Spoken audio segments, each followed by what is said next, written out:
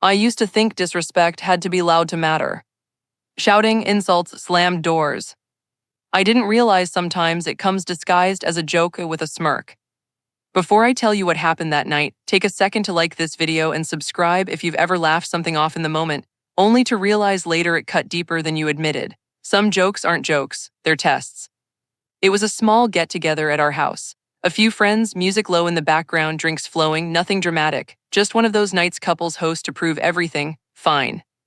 My wife Rachel was in a good mood, laughing loudly, telling stories. She always became the center of attention in a room without trying. I used to love that about her.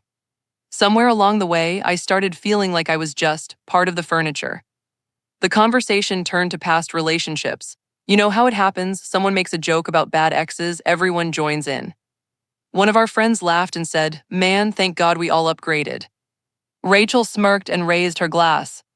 "Well," she said casually, "not all upgrades are obvious." People chuckled. I smiled politely. Then she looked at me, tilted her head, and said, "My ex used to say I deserved someone more ambitious." A couple of people laughed awkwardly. She added, "I guess he wasn't totally wrong." More laughter. She smirked, like it didn't matter. Like I was supposed to laugh too. But I didn't. I felt something cold move through my chest. Not anger, not yet. Just clarity. I'd heard jokes before about how I'm too relaxed, not driven enough, happy with simple things. I always brushed it off, told myself she didn't mean it. But this wasn't playful. This was comparison. Public comparison. And the smirk told me she knew exactly what she was doing. I stayed quiet. The room moved on, someone changed the subject, music got louder, drinks refilled. But I wasn't there anymore. I was replaying every time she'd made me feel like I wasn't enough, disguised as humor. "Relax," she'd say when I brought it up, "you're so sensitive." That night, something shifted. After everyone left, she flopped onto the couch, kicked off her shoes, still smiling. "What?" she asked when she saw my face. "That joke," I said calmly, "about your ex being better." She rolled her eyes. "Oh my God, you're not still on that." "Did you mean it?" "It was a joke."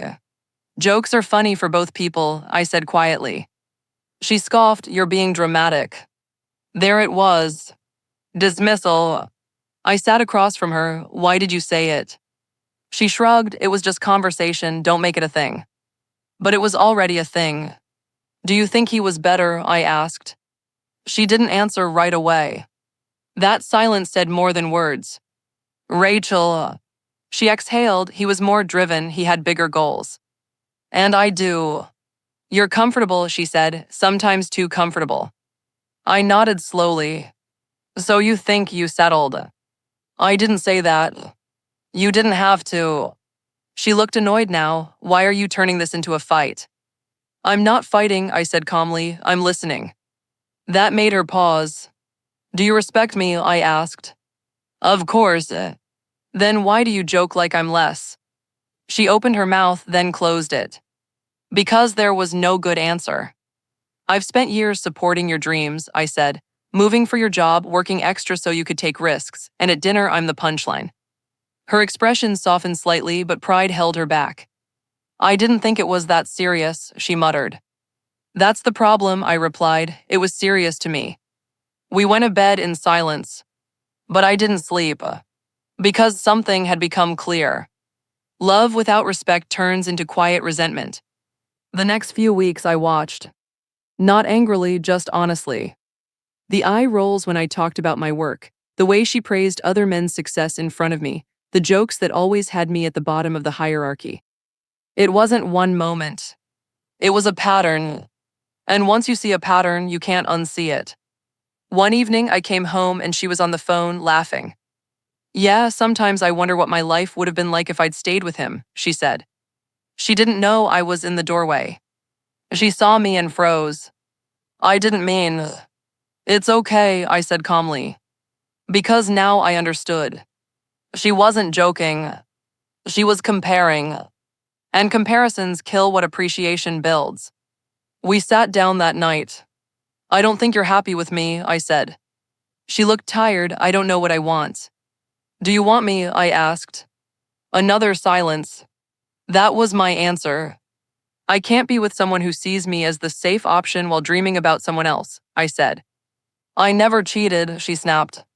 I know, but emotionally, you left a long time ago. Tears filled her eyes, but not fast enough to stop the truth. I deserve someone who looks at me and feels lucky, I said quietly, not someone who thinks she downgraded. She cried then, real tears. I didn't realize I was hurting you. I did, I replied. That night, I didn't yell.